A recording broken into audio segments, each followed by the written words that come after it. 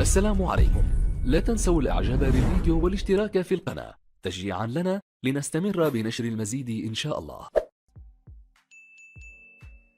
وجه رئيس الجمهورية عبد المجيد تبون رسالة خطية لأخيه أمير دولة قطر صاحب السمو الشيخ تميم بن حمد الثاني في إطار التواصل الدائم بين قائد البلدين. وحسب بيان لوزارة الشؤون الخارجية والجالية الوطنية بالخارج، فقد وجه أمس الاثنين رئيس الجمهورية عبد المجيد تبون رسالة خطية لأخيه أمير دولة قطر تندرج في إطار التواصل الدائم بين قائد البلدين وما يجمعهما من أخوة متميزة وإرادة مشتركة للرقي بالعلاقات الجزائرية القطرية إلى أسمى المراتب ومواصلة الجهود للدفاع عن قضايا الأمة العربية.